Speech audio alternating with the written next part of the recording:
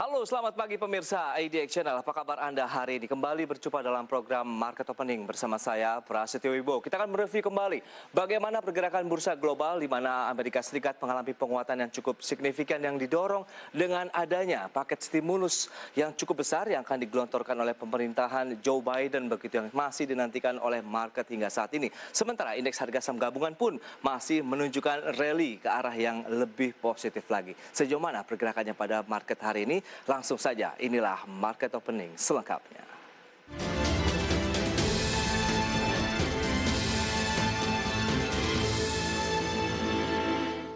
Ya, pemirsa, bursa saham Wall Street menguat pada perdagangan Senin kemarin ke level rekor terbaru di mana investor tetap optimis tentang stimulus kakap COVID-19 di Amerika Serikat dan juga pemulihan ekonomi di negeri papan sam. Ya, indeks blue chips Dow Jones kemudian S&P 500 menghijau selama 6 hari berturut-turut dan ini menandai kenaikan beruntun terpanjang sejak bulan Agustus.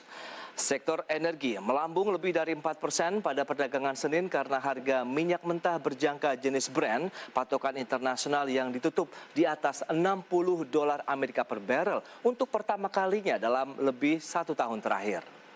Menteri Keuangan Janet Yellen mendesak Kongres pada minggu kemarin untuk mengesahkan rencana stimulus Presiden Joe Biden. Kemudian saham dari penambang, cryptocurrency, Riot Blockchain, dan juga Marathon Patent Group masing-masing mengalami kenaikan 40,2% dan juga 42,4%. Sementara saham Tesla menguat 1,3%. Ya, kita akan lihat bagaimana update dari penutupan bursa Wall Street pada perdagangan semalam. Ya, seperti yang bisa Anda saksikan di layar televisi Anda, Dow Jones naik 0,76% ke rekor tertinggi 31.385. Sementara S&P 500 juga naik 0,74% ke level tertinggi yang baru di posisi 3.915. Kemudian Nasdaq Composite juga mengalami kenaikan 0,95% menjadi 13.987 dan ini juga mencapai rekor terbaru. Jadi bisa dikatakan Wall Street secara keseluruhan mencetak rekor baru dari sisi penguatan.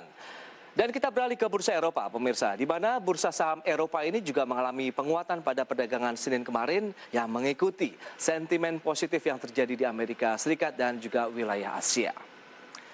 Ya, kita akan cermati bagaimana pergerakan dari indeks Spania European Stocks 100 yang ditutup menguat sekitar 0,3% atau 1,24 poin menjadi 410,78, di mana sebagian besar sektor dan juga bursa utama berada di zona positif.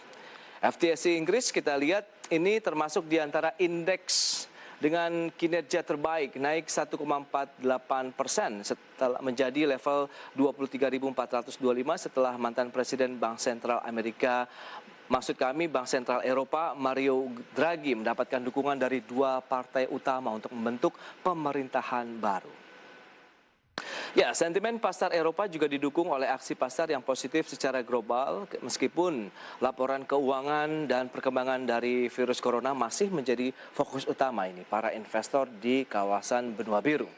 Ya, kita update bagaimana dengan pergerakan bursa Eropa. Di Jerman, indeks DAX pada penutupan kemarin naik tipis saja 0,02% menjadi 14.059. Kemudian FTSE 100 kita lihat di Inggris ini juga naik 0,53% menjadi 6.523, sementara CAC 40 Prancis mengalami penguatan 0,47% menjadi 5.686. Ya, beralih ke informasi dari komoditas, di mana kita tahu pemirsa, harga minyak mentah dunia mengalami lonjakan yang cukup signifikan hingga 2% ini ke level tertinggi dalam lebih setahun terakhir pada perdagangan kemarin, di mana minyak Brent melampaui $60 Amerika per barrelnya.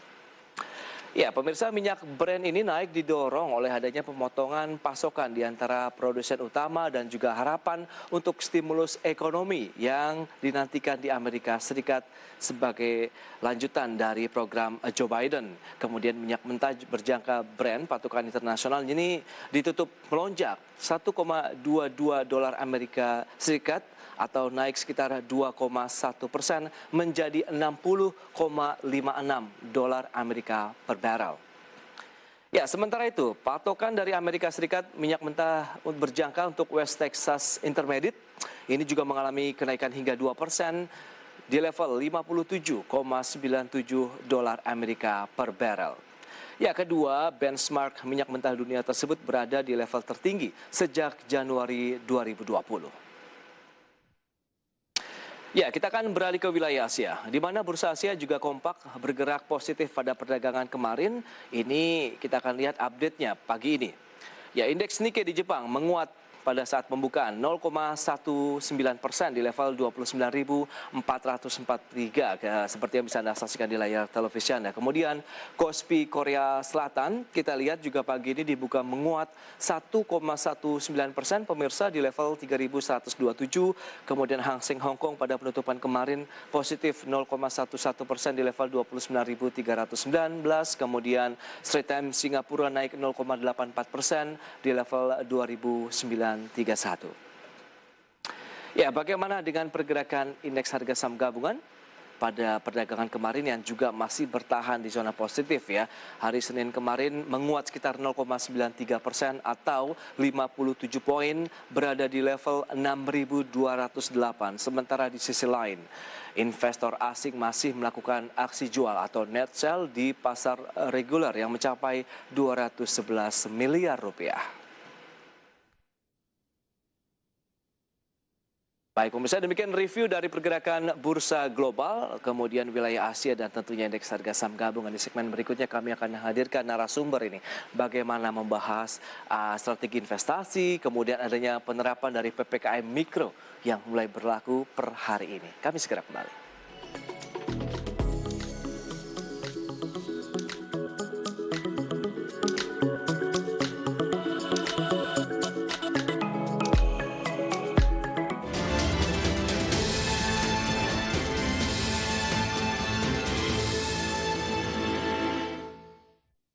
Kementerian Pariwisata dan Ekonomi Kreatif membuat 3 pilar program yang akan dilaksanakan pada tahun 2021. Kita lihat bahwa memang prioritasnya adalah wisatawan Nusantara, domestik. Jadi produk-produknya juga eventnya outdoor. Saya Prisa Samodatu membawakan program berita News Screen yang menghadirkan informasi seputar ekonomi maupun juga bisnis dari dalam negeri.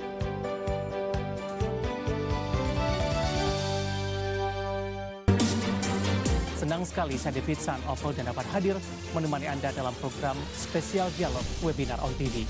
Setiap minggunya kita akan membahas tema-tema yang sangat menarik. Apa kabar ibu-ibu sekalian? Sehat ya? Salah satu ambisi daripada Kementerian Koperasi dan UMKM bersama Spesco adalah koperasi keren, baru, digital gitu kan, yang kita bisa IT. Hello, I'm Clara Antawijaya. I'm associate producer and news presenter on Market Headlines. As Market Headlines starts at 4:30 p.m., which is in line with the closing market, therefore we summarize the market conditions only for you. And my job in here as a journalist, I give concise and accurate news for the audience. And also, being a journalist is not only a job for me, but it is also a passion. Benarkah tren transisi ke energi baru dan terbarukan tidak membuat industri energi fosil lantas surut? Seperti apa dampaknya terhadap sektor migas? Turunnya atau rendahnya harga minyak dan gas yang sangat drastis turunnya, adanya pandemi yang membuat terbatasnya pergerakan. Langkah yang dilakukan apa nih Pak? Hingga hari ini saya kira Brent hari ini sekitar 55. Ini sesuatu yang positif untuk industri yang itu kira.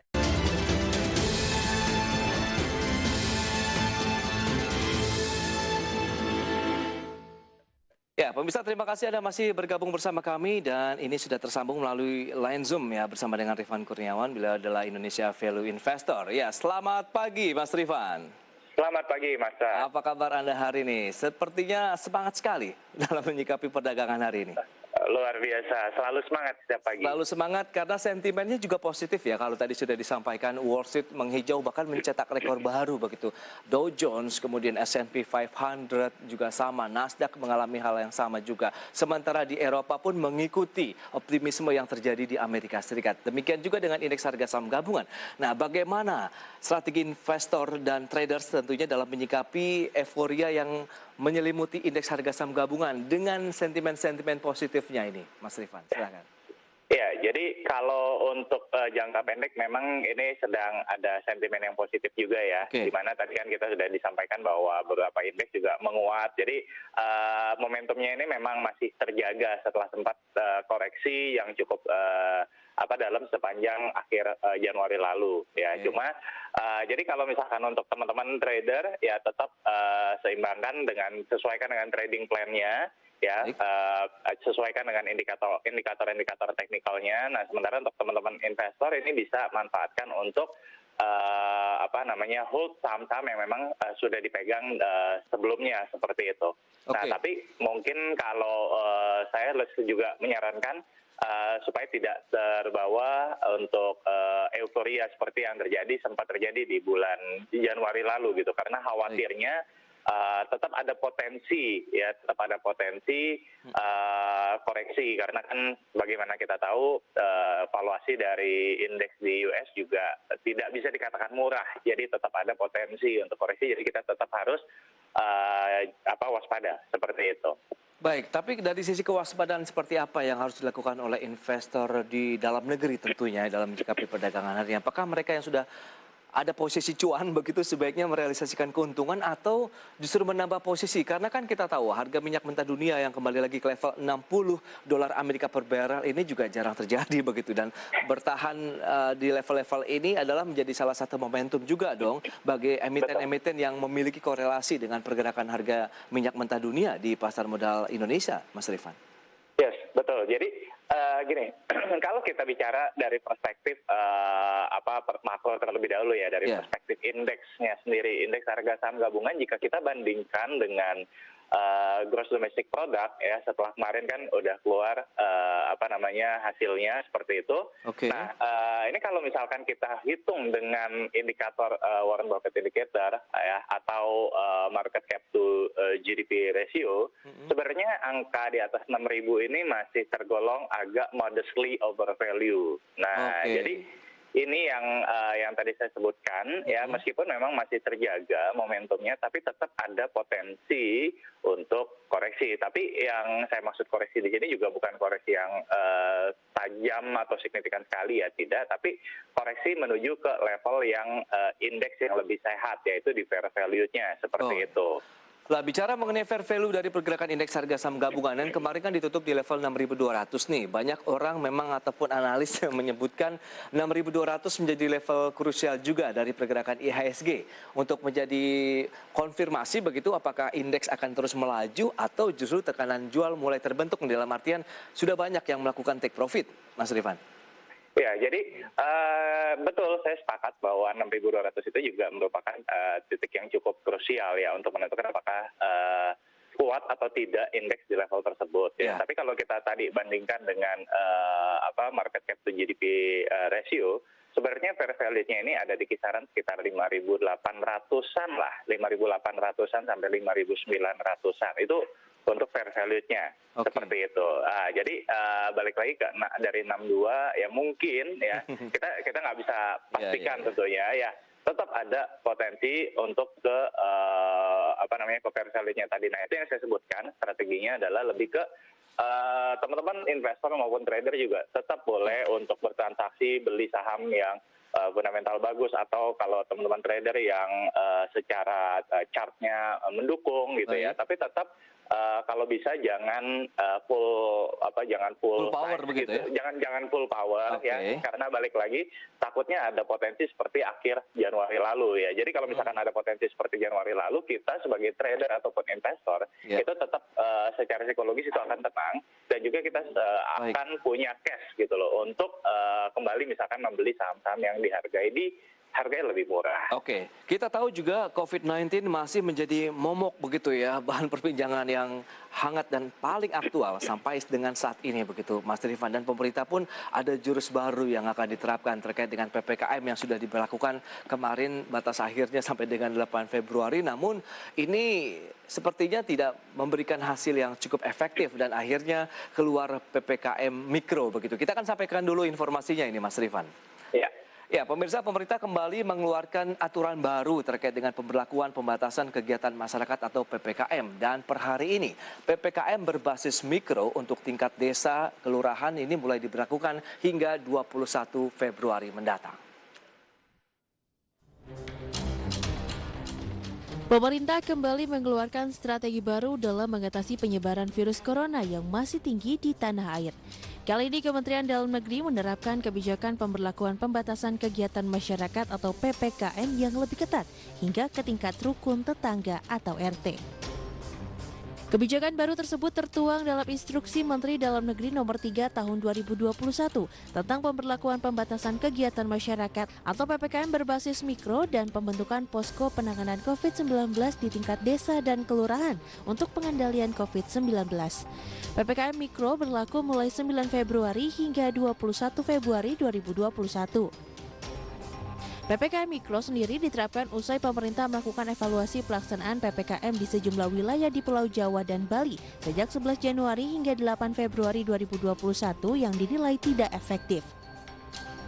Adapun PPKM Mikro dilakukan dengan kriteria zonasi pengendalian wilayah hingga tingkat RT yang terdiri dari zona hijau dengan kriteria tidak ada kasus COVID-19 di satu RT, zona kuning jika terdapat 1 sampai dengan 5 rumah dengan kasus konfirmasi positif dalam satu RT selama 7 hari terakhir, zona orange jika terdapat 6 sampai dengan 10 rumah dengan kasus konfirmasi positif dalam satu RT selama 7 hari terakhir.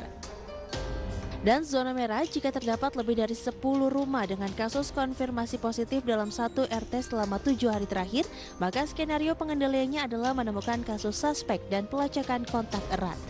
Melakukan isolasi mandiri terpusat dengan pengawasan ketat, menutup rumah ibadah, tempat bermain anak, dan tempat umum lainnya kecuali sektor esensial. Melarang kerumunan lebih dari 3 orang. Membatasi keluar masuk wilayah RT maksimal hingga pukul 20.00. Dan meniadakan kegiatan sosial masyarakat di lingkungan RT yang menimbulkan kerumunan dan berpotensi menimbulkan penularan. Instruksi Mendagri ditujukan kepada gubernur dan bupati atau wali kota dengan prioritas wilayah Jawa Barat, Banten, Jawa Tengah, Daerah Istimewa Yogyakarta, Jawa Timur, serta Bali.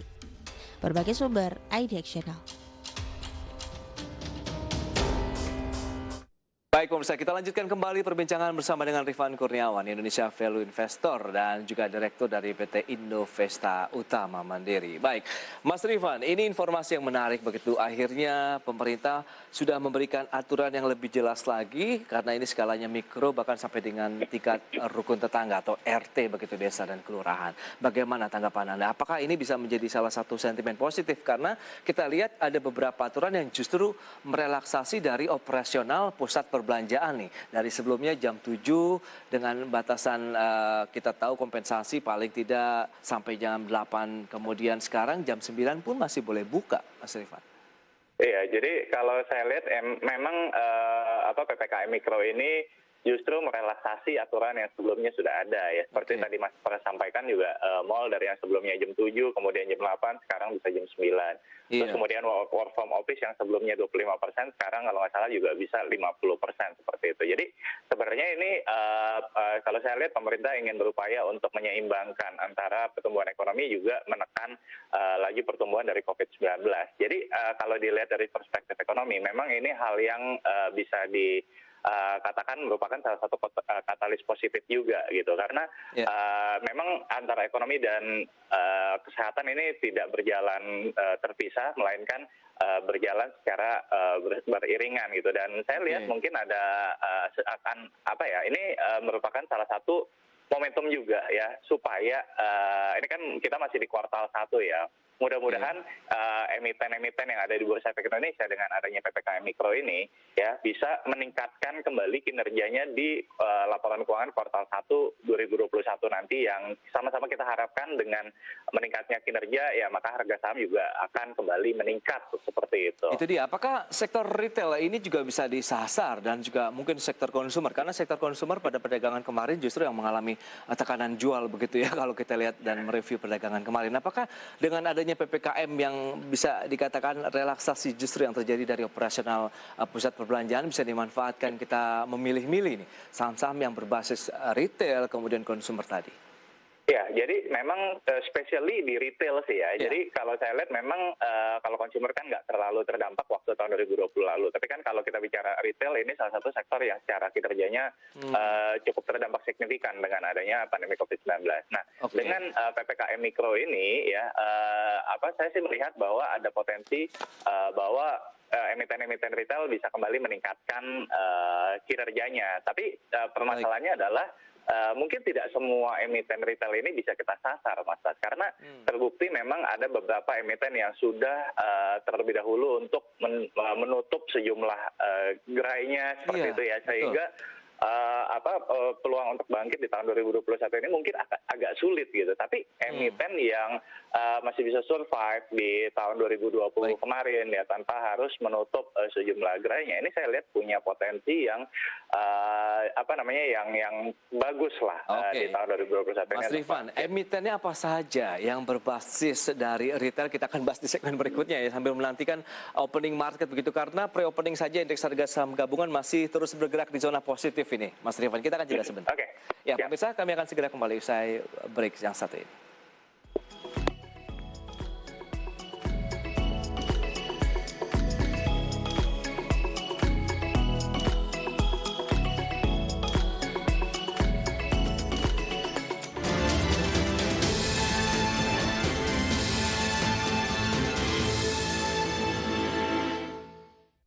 Kementerian Perdagangan mengungkapkan telah menangani sebanyak 37 kasus. Karena kondisi pandemi COVID-19 ini, masing-masing negara tentunya akan membuat kebijakan-kebijakan, regulasi-regulasi. Pasar modal dihebohkan dengan aksi influencer dan selebriti yang membuka suara dan merekomendasikan saham di publik. Influencer atau public figure ini mulai berani berbicara di ruang publik, berani menginformasikan terkait portofolio saham. Itu bukan endorser atau influencer yang mempromot perusahaan tersebut. Kemarin kan gue cuma cerita pengalaman gue aja, ini bukan endorse, pengalaman gue aja. Intinya jangan. Ya, halo pemirsa, nama saya Mangi Teracong. Saat ini saya menjabat sebagai presenter dan juga associate producer.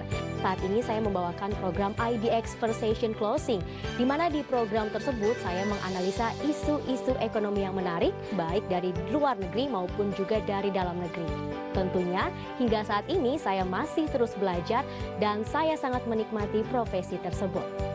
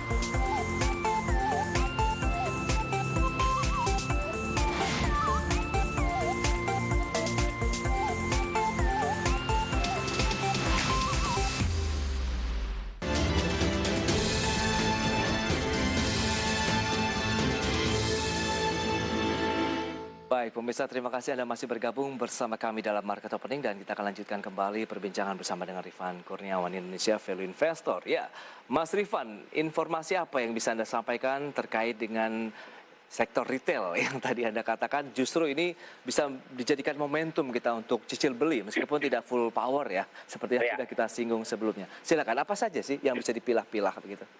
Ya, jadi kalau kita bicara retail sendiri kan sebenarnya luas ya. Ada retail yang bergerak di bidang mart, ada retail yang bergerak di bidang telekomunikasi, ada retail yang bergerak di bidang fashion segala macam, itu kan ada cukup banyak ya. Jadi kalau saya lihat yang terdampak memang cukup signifikan sepanjang tahun 2020 kemarin secara kinerja adalah emiten-emiten yang bergerak yang ada di dalam mall seperti itu. Seperti misalkan korporasi besar gitu seperti Mitra Adi Perkasa ya. Ini kan mereka kan punya MAPI, punya MAPB, kemudian juga punya MAPA gitu ya. Nah, ini tiga-tiganya nih misalkan juga terkoreksi cukup signifikan secara kinerjanya, bahkan harus sampai menanggung kerugian sepanjang tahun 2020 kemarin ya. Tidak heran karena memang banyak yang ada di dalam mall seperti itu. Nah, jadi saya lihat dengan adanya PPKM Mikro ini bisa berdampak positif lah setidaknya untuk MAP Group ini salah satunya ya untuk bisa kembali meningkatkan kinerjanya di tahun 2021 ini. Ya, contohnya tadi ya MAPA, MAPI, MAPB, mungkin teman-teman investor nanti bisa jadikan referensi dan bisa pelajari kembali gitu ya kinerjanya nanti seperti apa. Nah, itu salah satu contohnya. Baik, ada MAPA, MPPA, MAPI ya. Kalau kita lihat MPPA dulu deh, hari ini sedang naik 1,74% ya Mas ya? MAPA. MAPA, oke, MAPA stagnan saja di level 2.540. Nah, ini apakah masih ada peluang kita mengambil posisi beli di level-level saat ini? Apakah dari sisi valuasinya sudah cukup kemahalan kah? Atau memang sedang tertekan? Jadi justru disitulah peluang kita masuk.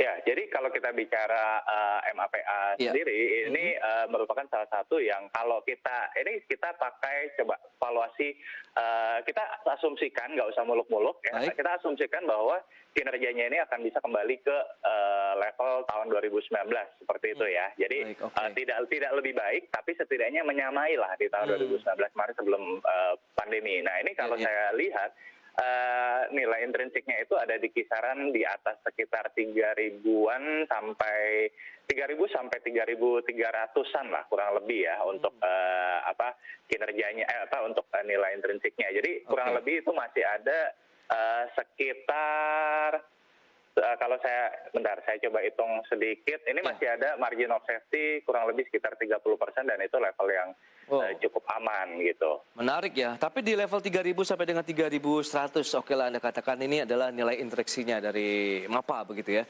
Dan ini apakah kita simpan atau kita keep begitu untuk sampai dengan akhir tahun atau short term trading saja? Ya, kalau ini lebih cocok untuk kalau ini lebih cocok untuk setidaknya misalkan 1 tahun ke depan lah. Jadi memang butuh waktu karena kan balik lagi nih, mungkin market akan reaksi itu kan setelah laporan keuangannya rilis seperti itu ya. Dan pembuktiannya ini kan mungkin baru kita bisa lihat kalau kuartal 1 itu nanti di sekitar bulan April atau Mei. Ya, jadi kita baru bisa lihat mungkin apakah PPKM ini memberikan dampak positif tadi yang kita bahas ya ke dalam MAP Group ini, dan mungkin di situ baru akan ada reaksi seperti itu. Baik, itu dia untuk MAPA, MAPA dengan pergerakan 1 tahun 3.000 sampai dengan 3.100 dan juga memanfaatkan momentum dari penguatan indeks harga saham gabungan. Kita akan sedikit review dulu untuk opening market hari ini yang naik 0,86% di level 6.268,8, terus menanjak dengan penguatan indeks harga saham gabungan ini. Bagaimana Anda melihat sebenarnya range dari indeks harga saham gabungan ini akan bergerak kemana saja, Mas Rifan? Oke, jadi memang ini kan dengan adanya sejumlah katalis positif ini kembali membuat indeks yang sempat turun ke bawah level 6.000 kemarin akhirnya balik lagi ya ke level saat ini gitu ya. Nah, kalau saya sih melihatnya gini, selama momentum ini bisa atau katalis positif tadi masih terjaga ya, maka ya, indeks harga saham gabungan masih akan bergerak positif gitu. Nah, teman yang saya perlu warning di sini adalah kita tahu bahwa yang namanya market selalu akan ada sentimen positif dan sentimen negatif. Dan tadi sudah saya sampaikan bahwa secara valuasi baik indeks harga saham gabungan maupun US index seperti Dow Jones gitu ya, itu tidak bisa dikatakan murah saat ini, dan especially sebenarnya di Amerika sih ya. Jadi valuasinya itu kalau tadi saya sampaikan indeks harga saham gabungan kan modestly overvalue ya. Nah kalau di US ini mungkin sekarang valuasinya udah significantly overvalue gitu. Nah ini yang sebenarnya yang harus dicermati juga oleh para investor. Jadi yang tadi saya sampaikan, selama momentumnya terjaga ya, kita beli saham-saham yang memang bagus, valuasinya masih cukup murah, yaitu kalau untuk investor, kalau trader yang sesuai dengan chartingnya gitu ya, masih uptrend segala macam ya, itu silahkan gitu, selama masih menjaga posisi cash-nya. Nah itu yang sebenarnya paling penting sih, Mas Bas. Jadi kita nggak pernah tahu nih kapan apakah indeks seperti di akhir Januari kemarin tiba-tiba 6 atau 7 hari perdagangan turun signifikan. Nah itu yang akan membuat psikologis kita sebagai investor ataupun trader akan tetap terjaga kalau itu terjadi. Nah ini yang mungkin tidak dipahami oleh banyak investor, terutama investor yang baru nih. Menarik nih, Mas Rifan, karena cukup hangat juga belakangan ini, entah itu pembahasannya melalui media sosial, podcast begitu terkait dengan investor retail. Ini adalah generasi muda begitu, millennials yang kaitannya dengan adanya pandemi, kemudian mereka sudah mulai mengenal investasi di pasar modal, banyak yang sudah masuk, tapi akhirnya agak kaget juga nih pada saat harus mengalami kekalahan, dalam artian harus mengalami kerugian yang cukup dalam dengan pergerakan dari saham yang mereka miliki atau portofolionya, karena seiring dengan pergerakan indeksnya yang juga fluktuatif. Nah, bagaimana ini kita mencermati kondisi saat ini, terutama bagi investor retail? Mungkin ada tips yang bisa Anda berikan. Jadi mereka sebenarnya harus apa begitu sehingga tidak kaget, kemudian juga mereka tidak merasa takut lagi untuk investasi di pasar modal. Ya, memang tidak bisa dipungkiri kan sekarang jumlah investor juga sudah bertambah cukup signifikan, sudah di atas 3 juta gitu ya. Betul. Cuman yang saya lihat nih investor angkatan corona, kita sebut ya investor angkatan corona ini secara kuantitas memang banyak, tapi secara kualitas ini belum di nurture seperti itu, belum mendapatkan pengetahuan lah. Jadi mereka masuk ya karena memang diajak teman atau diajak influencer ataupun hal lainnya, tapi mereka belum memahami gitu, even kayak belajar laporan keuangan atau belajar analisa teknikal ya. Jadi ngeblank aja gitu ya, mereka berpikir ya sudah taruh duit ntar juga pasti naik gitu, padahal mereka nggak tahu bahwa yang namanya pasar saham itu adalah mekanisme pasar, ada pembeli, ada penjual ya. Jadi yang harus dilakukan gimana ya, harus dilakukan ya setidaknya pertama ya pahami dulu yang kamu beli nih, yang kalian beli bisnisnya di perusahaan apa ya. Jangan gini, aku beli saham ABCD, itu perusahaan apa nggak tahu, pokoknya nanti katanya akan naik aja ya, itu namanya kan judi gitu kan. Nah, kemudian yang kedua ya coba deh baca laporan keuangan sederhana, nggak perlu yang complicated dulu gitu ya, nggak perlu belajar DCF dulu deh kalau misalkan masih pusing ya. Terus sederhana, perhatiin aja dulu price to earning ratio, price to book value, itu kan yang paling simple. Nah kemudian kalau yang untuk trading juga belajar aja dulu misalkan ya gimana caranya menentukan titik support, resisten. Nah setidaknya itu loh yang bisa membuat risikonya ini jauh lebih kecil, sehingga kalau misalkan merugi pun ya tahu alasannya, oh kemarin saya beli karena harganya kemahalan atau secara teknikal udah nggak mendukung segala macam. Sehingga juga tidak akan menularkan kekecewaan mereka kepada investor lainnya tentunya, begitu ya Mas Rifan ya? Biasanya begitu kan, kalau untung ya diam-diam aja, kalau rugi ya ngomong ke sosial media. Baik, kita jeda kembali sebentar Mas Rifan, nanti segmen berikutnya akan kita bahas, ada beberapa emiten update yang mungkin bisa kita analisis ya Mas Rifan ya. Ya, pemirsa, kami akan segera kembali sesaat lagi.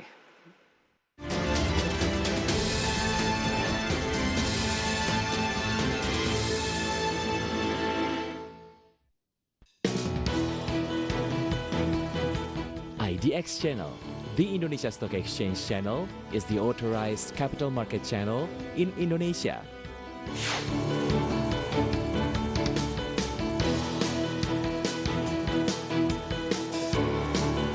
To give references to global investors, IDX Channel also presented the news about the dynamic of Indonesia's economy, business, and capital market in English. IDX Channel also have different types of programs. They are Special Dialogue, market opening, market review, IDX first session closing, IDX second session closing, market headlines, and news screen. IDX channel is aired 24 hours a day with 5 hours live program from Indonesia Stock Exchange trading floor. Our vision and mission as the only capital market TV channel in Indonesia that is committed to improve the capital market knowledge in the country.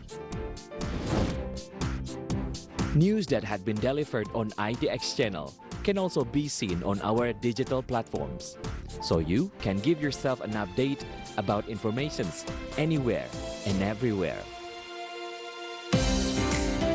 IDX channel can be watched through Vision channel, First Media channel, IndiHome channel, and Vision Plus, and also live streaming on idxchannel.com.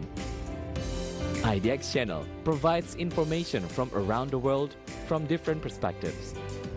We provide you various investment strategies, stock options, inspiring figures for your business references.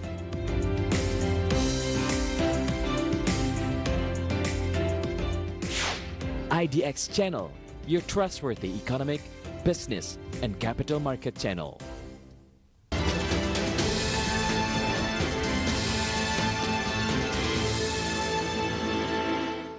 Ya, pemirsa, Anda masih menyaksikan Market Opening dan berikut ini akan kami sampaikan sejumlah emiten update untuk Anda. Yang pertama, kita akan cermati dari perusahaan gas negara dengan kode saham PGAS yang kalah dalam sengketa pajak melawan Ditjen Pajak di tingkat Mahkamah Agung dan juga diharuskan membayar senilai 3,06 triliun rupiah.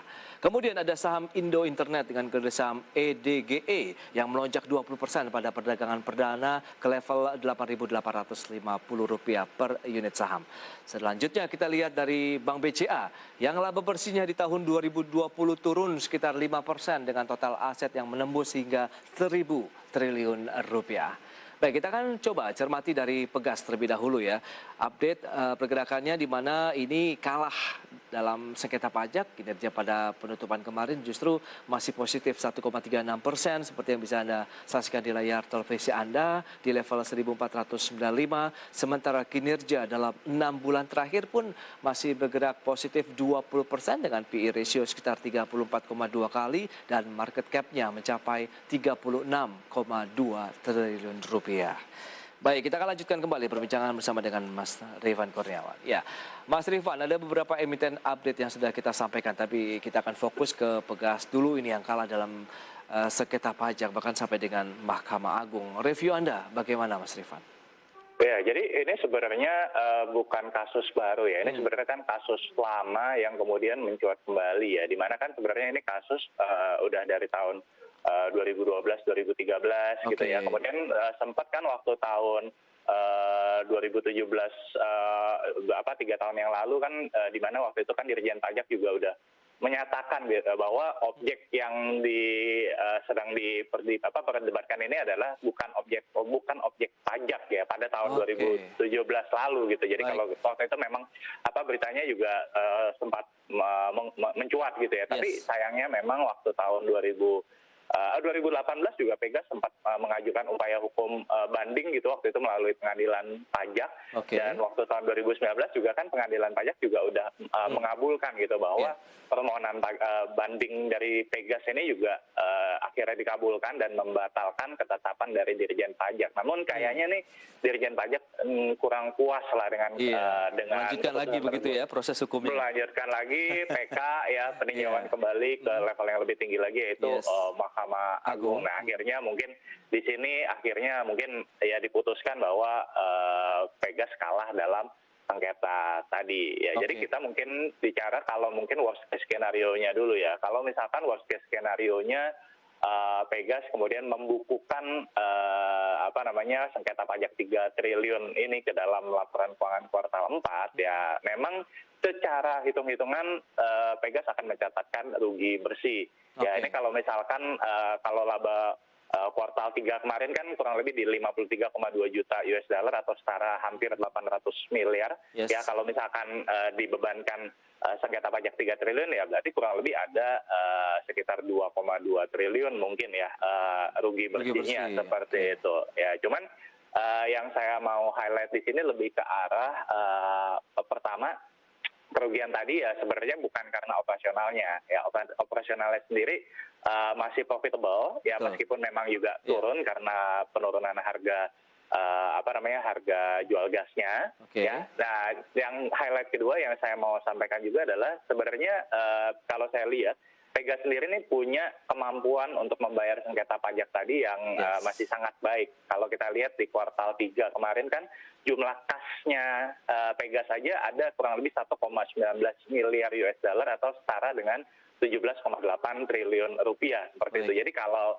bahkan kalau ditambahin dengan aset lancar bisa sampai 30 triliun lebih gitu. Nah, liabilitas jangka pendeknya sekarang sekitar 11 triliun ditambah lagi tadi sengketa pajak 3 triliun kan berarti kurang lebih 14,6 triliun. Nah, berarti kan kita bisa lihat nih antara 30 triliun dengan 14 triliun ini masih sangat-sangat cukup. Jadi memang saya lihat jangka pendek ya mungkin akan ada direaksi negatif ya mungkin oleh oleh pemegang saham ya mungkin aja harga sampai koreksi, tapi saya punya keyakinan bahwa di tahun 2021 nanti ya Pegas bisa kembali meningkat lah kinerjanya karena udah 2019 kemarin juga kena sengketa pajak juga. 2020 kena lagi sengketa pajak gitu. Jadi kayak lagi ketiban ini aja kayak kondisi yang tidak menguntungkan bisa dikatakan seperti itu ya. Meskipun manajemen sudah menyatakan akan melakukan cicil begitu ya untuk membayar dari adanya sengketa pajak yang dialami oleh Pegas sendiri. Oke, lantas bagaimana rekomendasi yang bisa diberikan bagi mereka yang sudah memiliki portofolio karena kita lihat lah sempat mengalami tekanan cukup dalam 3 bulan terakhir ya kalau kita cermati pergerakan secara chartingnya begitu grafisnya, tapi kan sekarang nampaknya rebound sedang terbentuk nih untuk pergerakan Pegas. Bagaimana kalau analisis Mas Rifan?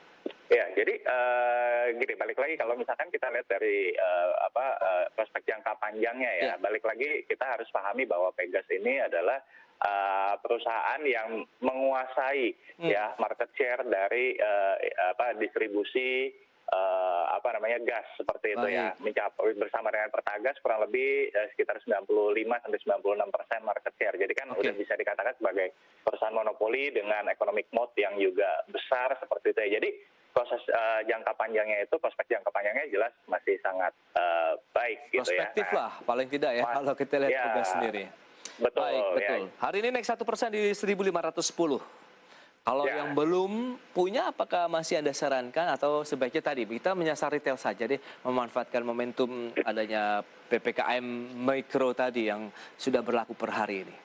Ya, jadi dua-duanya kalau menurut saya masih cukup layak ya antara retail dan juga gas karena kalau kita kalau kita bandingkan gitu ya harga saham saat ini ya itu hampir sama dengan the lowest-nya Pegas di tahun 2008 kemarin gitu, ketika subprime mortgage ya, itu terendahnya Pegas sempat di 1.300 gitu, padahal equity-nya udah naik signifikan ya, kemudian juga laba bersihnya kalau tanpa sengketa pajak ini ya di 2019 dan 2020 itu juga udah jauh lebih besar juga gitu, jadi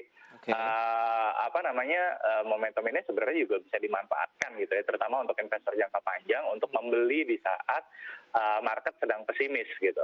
Ya ini balik lagi deh, kalau misalkan investor kan biasanya beli saat market lagi pesimis, ya ini saat pesimis. Ini value investor sejati nih, Mas Rifan Kurniawan begitu. Mana yang melihat momentum pada saat memang market yang saat ini dari sisi valuasi Anda katakan ya ini cukup mahal begitu, kita menunggu sedikit apakah pada saat indeksnya turun kita mengambil posisi beli atau bagaimana? Karena Anda bilang kan tadi ada level 6.800 untuk pergerakan indeks harga saham gabungan, Mas Rifan. Ya, gini, kalau khusus untuk Pegas sendiri sih kalau saya lihatnya karena ini bukan saham yang maksudnya ya kalau kita ambil contoh lain ya seperti misalkan kayak saham-saham farmasi itu kan udah naiknya udah sangat-sangat signifikan, sehingga ketika indeks harga saham gabungan terkoreksi pun juga turunnya akan jauh lebih tajam ketimbang penurunan indeks gitu ya. Tapi kalau kita bicara Pegas gitu ya, harga sahamnya mungkin kalau dibandingkan dengan pas COVID kemarin ya memang udah naik cukup signifikan juga karena kan recover ya. Tapi kalau kita bandingkan let's say dengan bulan November kemarin deh, ya rasanya belum terlalu signifikan. Jadi kalaupun indeks harga saham gabungan terkoreksi, mungkin akan koreksi juga, tapi nggak signifikan. Jadi yang bisa disarankan mungkin lebih ke arah mencicil beli itu. Jadi bukan beli lamsam ya, tapi lebih ke arah mencicil beli. Sektor retail ini ya masih bisa menjadi andalan, demikian juga dengan gas sendiri. Tapi bagaimana dengan sektor lain yang Anda rekomendasikan, Mas Rifan? Adakah yang cukup menarik juga untuk dicermati investor untuk mereka melakukan investasi ataupun trading misalnya? Ya, jadi kalau beberapa sektor sih saya lebih sekarang ini tahun 2021 lebih ke arah sektor yang commodity base ya. Contohnya misalkan, iya kayak misalkan ya coal atau batu bara, kemudian juga CPO ya, ini juga menarik karena kan ini adalah sektor-sektor yang mungkin tidur cukup panjang ya, kayak misalkan CPO lah udah berapa ya, udah 5 tahun terakhir ya kan harga CPO-nya terus turun, dan 2021 ini udah ada di 3.600 ringgit Malaysia per ton. Coal juga sama, rasanya udah 2 tahun setengah dari 2018 pertengahan turun, terus harga batu baranya dan 2021 awal ini udah ada di kisaran $80 per metric ton. Jadi ini potensi yang cukup lebih terdorong karena pergerakan harga komoditas batu bara ataupun CPO di pasar internasionalnya kah, atau bagaimana dengan adanya pandemi COVID-19? Karena kan negara-negara tujuan ekspor Indonesia pun sedang terdampak saat ini kondisinya, Mas Rifan. Ya, nah ini yang sebenarnya menarik gitu loh. Memang kita tahu bahwa selama ini batu bara kemudian juga CPO kita kan dikenal sebagai net eksportir gitu ya. Cuma melihat dari kebijakan pemerintah sekarang nih, pemerintah kalau saya lihat ingin lebih memberdayakan komoditas yang kita punya. Jadi contoh misalkan kayak CPO kita mungkin nggak akan lagi terlalu bergantung terhadap ekspor karena diberdayakan dengan B30 misalkan seperti itu ya. Demikian pula coal juga sama ya. Mungkin kalau selama ini kita banyak ekspor mentah, sekarang kan bahkan dikasih insentif gitu ya, tidak dikenakan royalti kalau misalkan memproduksi produk hilir seperti itu, misalkan kayak DME. Kurang lebih seperti itu. Itu dia, berarti masih ada sektor-sektor yang cukup seksi tadi ya, retail, kemudian juga komoditas khususnya untuk CPO dan juga batu bara ya, Mas Rifan. Semoga bermanfaat tentunya pembahasan yang menarik di sepanjang pagi ini dalam program Market Opening. Terima kasih banyak Mas Rifan atas waktu dan juga analisis yang sudah Anda berikan. Selamat melanjutkan aktivitas Anda kembali dan stay healthy, Mas. Thank you. Ya. Baik pemirsa, demikian perbincangan kami bersama dengan Rifan Kurniawan, Bidadari Indonesia Value Investor dan juga Direktur dari PT Indovesta Utama Mandiri. Dan di segmen berikutnya, kami masih akan kembali dengan sejumlah informasi menarik lainnya untuk Anda.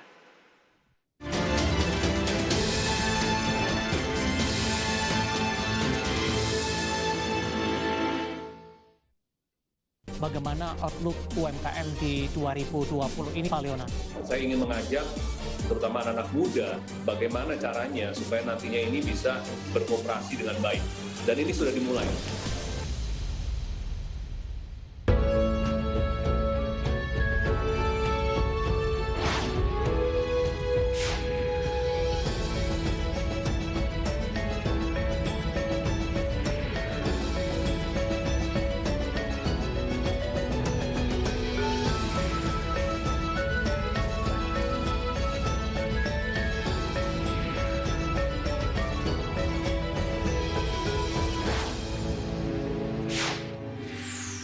Kementerian Pariwisata dan Ekonomi Kreatif telah menyiapkan 3 program yang menjadi langkah awal untuk membangkitkan pariwisata di tahun 2021. Pemerintah menegaskan bahwa di awal tahun 2021 ini tetap fokus pada aspek kesehatan masyarakat. Kita melihat bahwa tren positif itu terjadi karena pertumbuhan kuartal ke kuartal itu sudah di 5,05%. Pemerintah memastikan akan mengubah bantuan sosial di wilayah Jabodetabek dari skema bantuan sembako menjadi bantuan langsung tunai.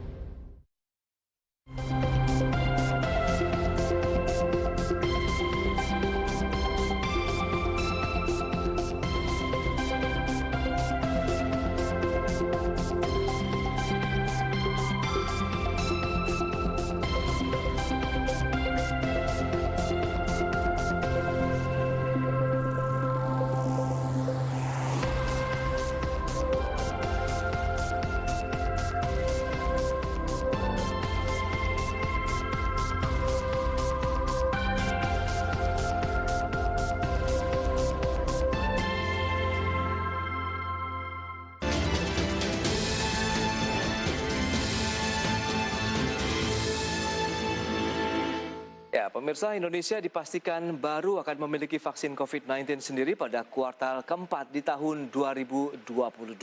Pasalnya, proses pembuatan vaksin merah putih ini masih berlangsung dan akan uji klinis pada kuartal pertama tahun depan.